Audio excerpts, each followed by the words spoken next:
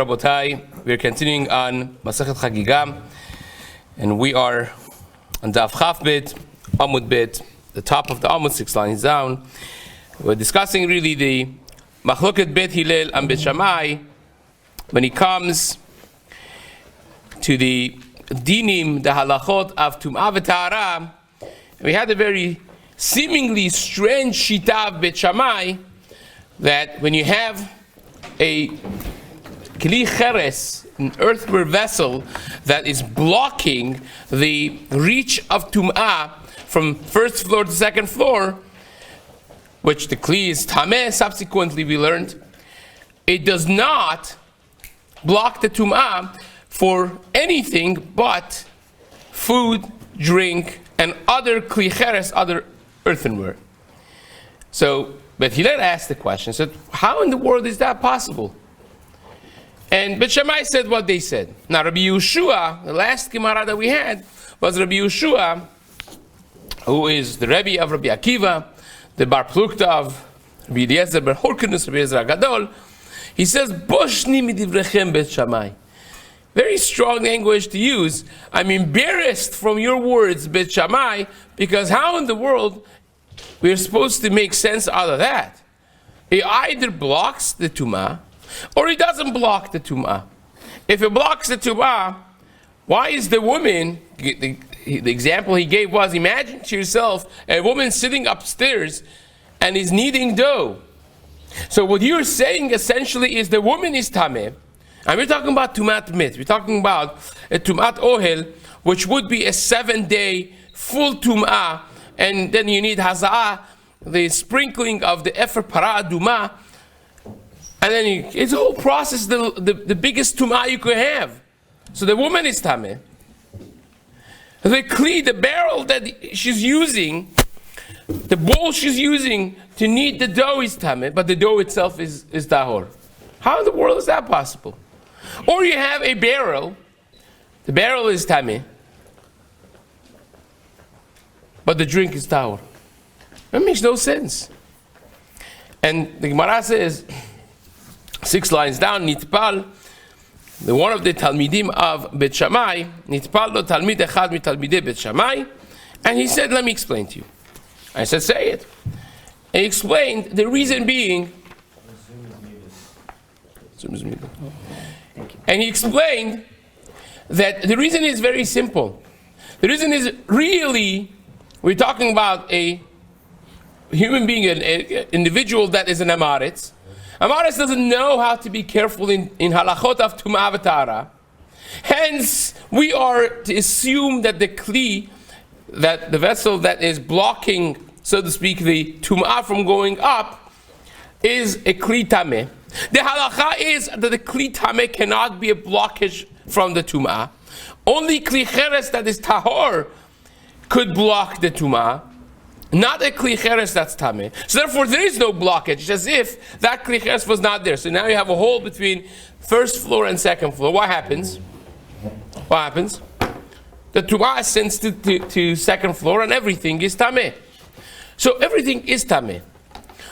But what happens is the Amaretz is not going to listen to you in certain things. It depends what. If it is something that is just a little hard, fine, they'll listen. You're not talking about the Rasha. You're talking about people who are careful in general things. In details of Tum'ah v'Tahara, they're not careful.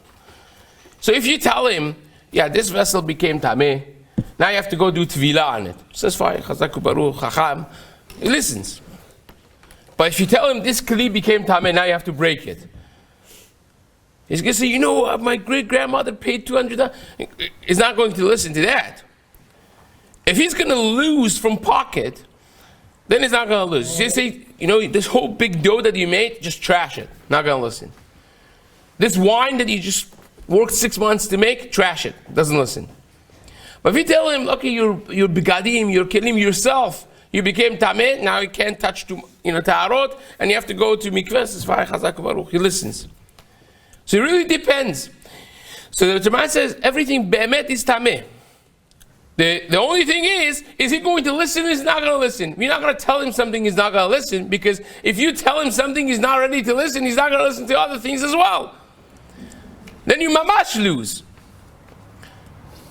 And Rabbi Yeshua says, oh, I hear. Right? This is one of the places, according to the Girsah in Tosefta, Rabbi Yeshua reversed himself. He was so impressed by this, he says, wow, this makes a lot of sense. He started paskening like Bet Shammai in this halacha. And we're going to read that in the Gemara right now. It says the Gemara,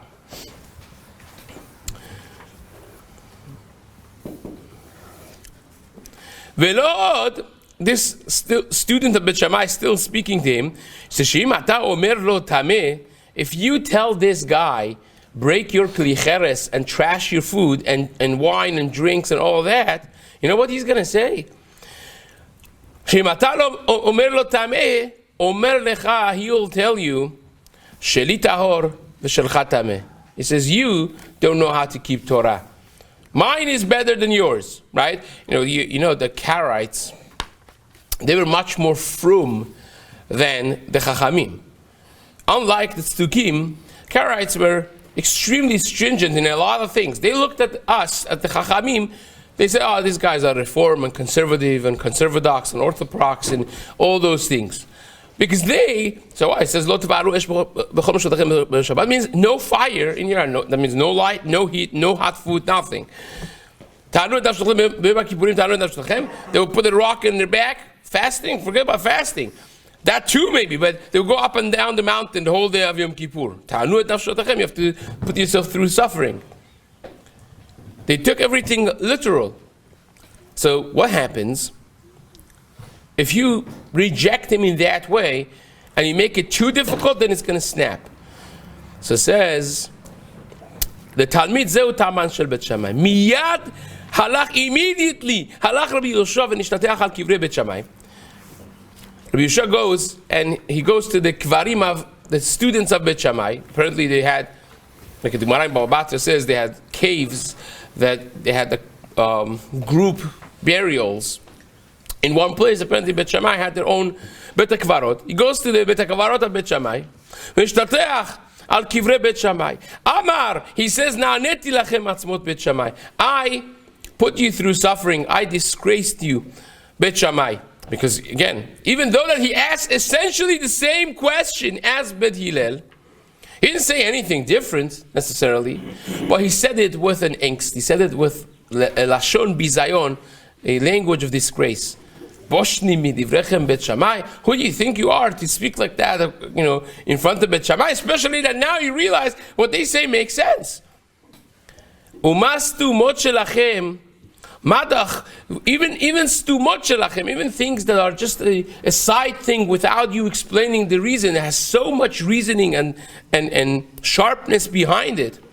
Kach mefurashot alachat kama v'chama. Goes without saying, when you do say something clearly and straightforward, that will be so much more so. Now, we know that the Gemara says, but Bet Shammai was sharper than Bet Hillel. Right, one of the reasons the halacha is like Bet Hillel is because Bet Hillel were rov. And the Torah says, Acharei rabim latot. You have to follow the majority. Rambam actually writes something very fascinating, that even in the time of Moshe Rabbeinu himself, they used Acharei rabim latot. Even though that they could have asked Moshe Rabbeinu to ask Hashem if they had any doubts, they didn't do that. His example is if Pinchas ben Elazar with Otniel ben Kenaz, they had a machloket, and they couldn't resolve the machloket, the entire Bet Midrash would get involved, and if they couldn't resolve it, and one side convinced the other side, good. If not, they would count up, and Acharei Rabim La'atod, he would follow the majority, which is tremendous, because it comes out that Acharei Rabim La'atod is not a b'di'evet. It's a lechatchila. That's how it works. That's how the Torah has been set up to begin with. In the time Moshe Rabbeinu was like that. So therefore, halacha is kebet Hillel. Now, there's another element of complexity here of the Bat Kol, which we're going to discuss in just a moment, but this is Rabbi Yoshua doing tshuva. Amru, they said, Kol Yamav, the rest of his life of Rabbi Yoshua, Hushcharu shinav mipnei ta'aniotav, his teeth became darkened. The Girsah says his face.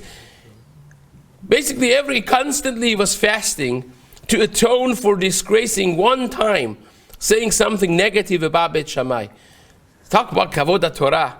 Now it becomes even better when you realize the backdrop of this whole story, it becomes even much more fascinating and fundamental. But he was fasting the rest of his life to atone for having said one sentence of disgraceful words against the Beit Shammai, of disrespect against the Beit Shammai. Now, what we want is the fact that he said in the middle of this discussion, you remember yesterday we mentioned we only needed one word here, one line here. And that is that they said, you could talk about the Terumah, but his kelim, it's for you and for him, which indicates clearly that we would also borrow the Amharis' vessels. Even though that we may not eat his Terumah, but we would borrow vessels. So says the Gemara, this is back to our kasha. Let me explain the question. The question that now we have, now that we know that we borrow vessels from the Amaris, from the ignorant Jew, we got the problem.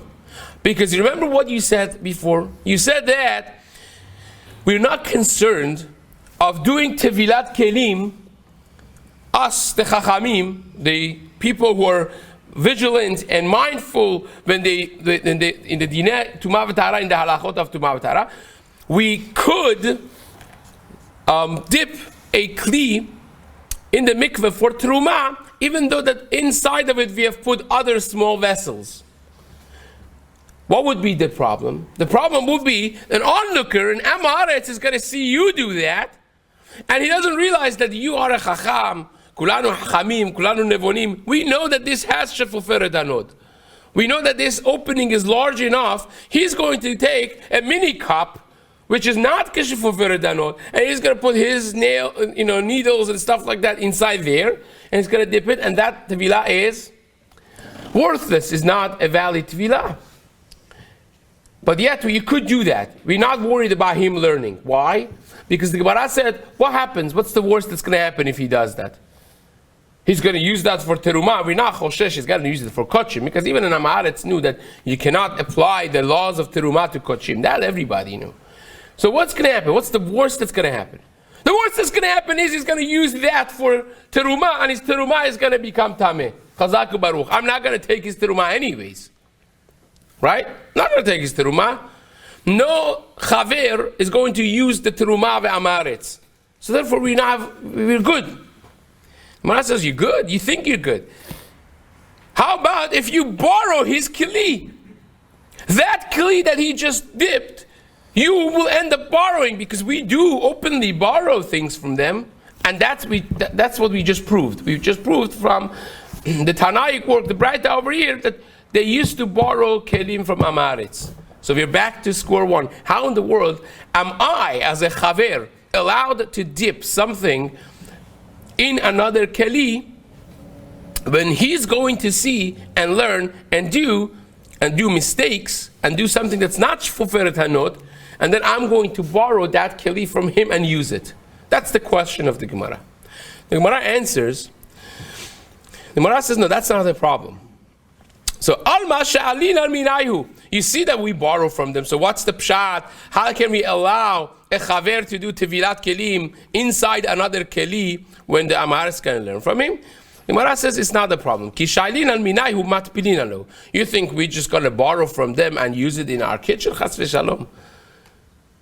We're going to borrow and we're going to straight take it to Anshe Emet, right? We're going to go to tevilat kelim, and then we're going to use it.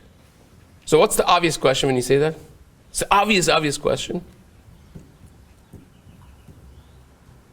The obvious question is, if you are going to do tevilat kelim on it, so then, why do you have the, what? Why do you have the problem altogether? The Gemara says, Ihachi, if that's the pshat, if that's the halacha, Nihtaru lehu Bet Hillel Bet Shammai. Let Bet Hillel answer Bet Shammai in their kasha. Ki shalin al minayu matbilin alehu. But the argument of Bet Hillel and Bet Shammai, what did Bet Shammai say to Bet Hillel? Bet Shammai said, you can't do it, right, the top of the Amud. It says le'asmot yanu aval netaheret keli sheta'arato lecha o lelo. So you can't be metaher the keli because the tahara is for you and for him. Remember that? The top of the Amud. The Bet Shammai's argument to Bet Hillel was, you could only be metaher the terumah because that the food, because that the tahara is for him. You're not going to eat his food. But the keli you can't be metaher because it's for you and for him. So how can you be metaher that? So why doesn't Bet Hillel answer? So no, because we're going to take it to mikveh. Says the Gemara, no, because that case over there is talking about the tum'at met. You remember? It's talking about a tameh met. How long does it take to be metaher tameh met? Tum'at met? 7 days. It's a whole process. You can't just go take it to the mikveh. It has to have a process of tahara. So says the Gemara, tameh met ba'i haza'at gimel vezayin. The tameh met needs 7 days of process. It needs the sprinkling of the efer para aduma mechatat on the 3rd day, on the 7th day. And people usually do not lend out their vessels for 7 days. You go to a neighbor, you say, well, I want to make a dish, can I borrow your pan? He says, Chazaku Baruch goes, and you bring it back tonight, tomorrow morning, 2 days. But 7 days, nobody's going to give their, you think they have a thing shop? They're going to give, it's their vessel that they use. They're not going to give it out for 7 days. So therefore, umana lezayin yomi lo mushli inshi. People do not lend out for that period, that elongated period of time. So it says, before we go on, we just spoke about Rabbi Yehoshua. According to the Braita especially, he was so impressed by Bet Shammai that he changed his shita to paskin like Bet Shammai. What's the obvious question on that? The obvious question is, how in the world would you paskin like Bet Shammai? Don't we know that Bet Hillel Bet Shammai halacha ke Bet Hillel? Not only that, not only halacha is like Bet Hillel, but Bet Shammai b'makom Bet Hillel ena mishnah. When there is Bet Hillel and Bet Shammai, we completely disregard Bet Shammai as though they're not there. They don't even exist. So sometimes you have a shita, and then you have another shita. You say, well, halacha is like this, but there's the other one. It's as if it's not there. We completely disregard Bet Shammai. So how in the world? Okay, so you want to ask Mechila because you were disrespectful, and now you hear the reasoning at least. Fine, but you're going to paskin like Bet Shammai? How in the world is that possible? Now this is truly one of the fascinating things, that threads that goes through a lot of machlokets in Shas about the shitot of Bet Hillel and Bet Shammai, and specifically when it comes to the mindset and outlook of Rabbi Yehoshua. Now Rabbi Yehoshua is the one that says in Masechet Brachot, Daf Nun Aleph, there we're talking about a whole sugya that in the halachot of Seudah, it's a complicated Seudah thing over here, actually regarding the Nevet Tumah B'Tahara. And there, Rabbi Yehoshua says, halacha ke Bet Hillel. And Fashim says, what do you mean halacha ke Bet Hillel? Of course halacha ke Bet Hillel. Are you missing the Gemara in Yevamot, Taf Yud Gimel and Yud Dalet? The Gemara there in Yevamot says, there was a bat kol, and the bat kol said, halacha elu ve'elu divrei Elokim Chaim, v'halacha ke divrei Bet Hillel. Bat kol said, halacha is like Bet Hillel. So how in the world would Rabbi Yehoshua hold anything but than that? What do you have to say? Rabbi Yehoshua said, halacha is like Bet Hillel.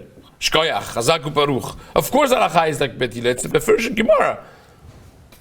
But the truth is, if you remember, we spoke about this in Masechet Brachot, that there is what to be said about Rabbi Yehoshua. Rabbi Yehoshua is the one that in Masechet Baba Metzia, in the very famous story of Tanur Achnai, of the Machloket Rabbi Eliezer ben Horknus and all the Chachamim combined, on the other side, Rabbi Yehoshua was the main Bar Plukta, was the main person arguing with Rabbi Eliezer, also about Hilchot Tumah V'Tahara over there.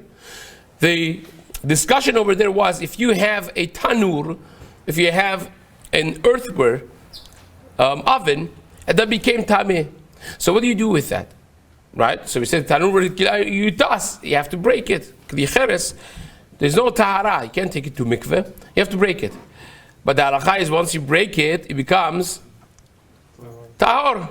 If I broke this vessel, now it's tahor. Now I could take a piece of it and use it for whatever I want, and it's tahor.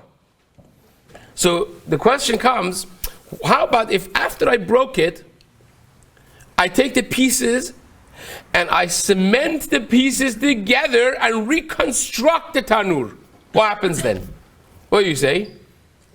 Well, if you think it's tahor, you think like Rabbi Eliezer. If you think it's tameh, you think like Chachamim and Rabbi Yeshua.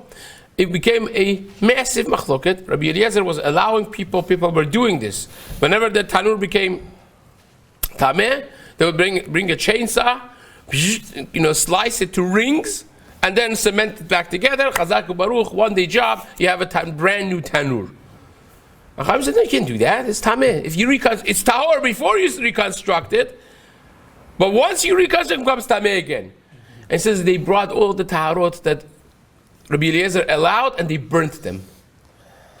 Public burning of all the taharot of Rabbi Eliezer. It became a very heated moment in the Jewish history.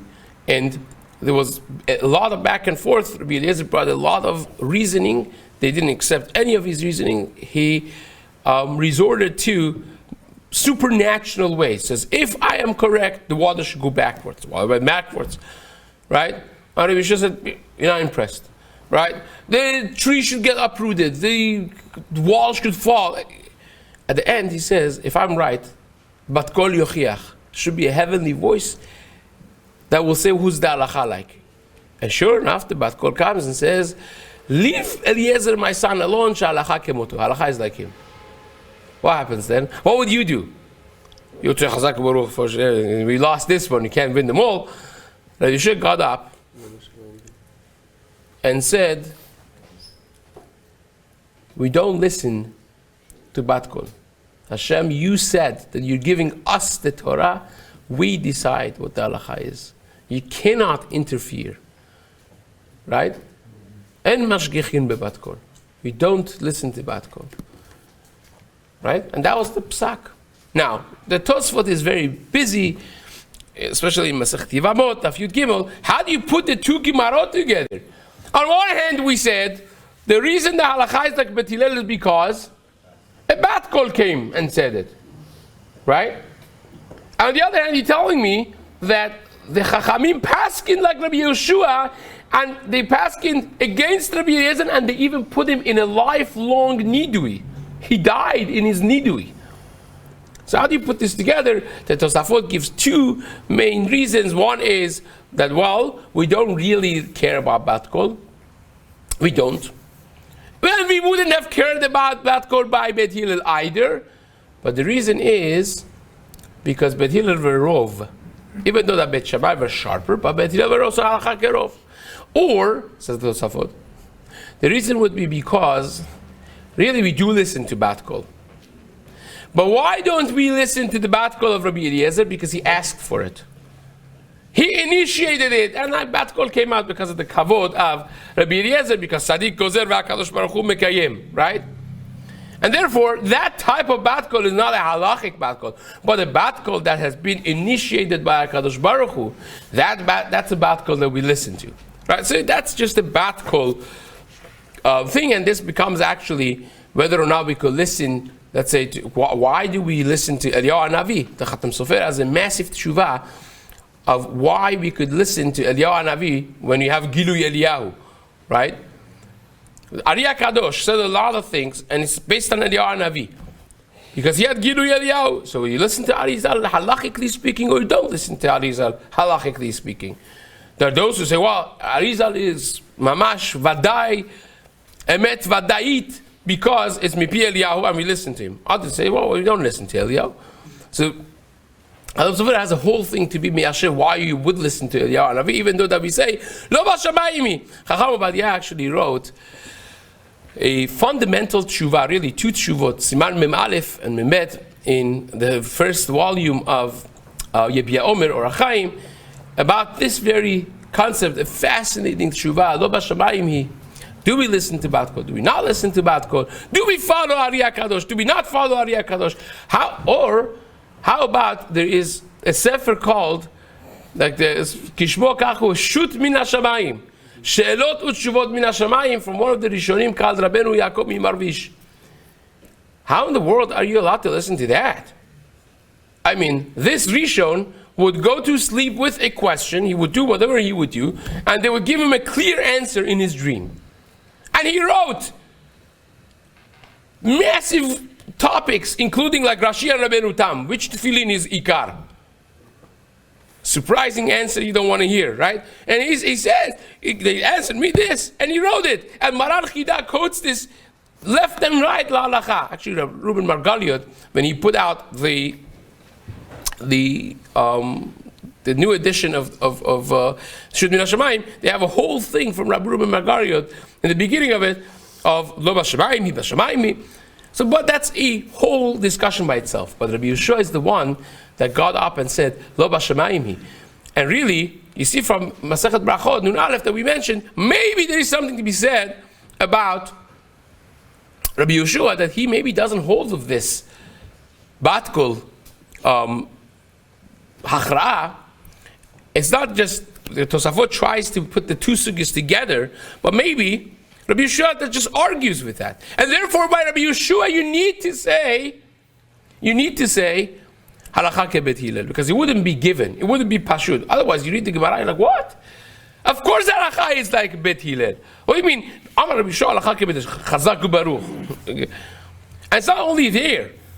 The Gemara, the discussion that we just mentioned about Halakha Kebet Hillel and Lo B'Shamayim Hi is mainly Masechet Yevamot Daf Yud Gimel, Daf Yud Dalet, Machloket Bet Hillel Bet Shammai. It's a fascinating sugya, which is the source to Lo Titkodedu of differences within communities. Can you have half of the community do one thing, the other half do a different thing? Ashkenazim, Sfaradim. Do you put down tefillin on Chol HaMoed? Do you not put down tefillin on Chol HaMoed?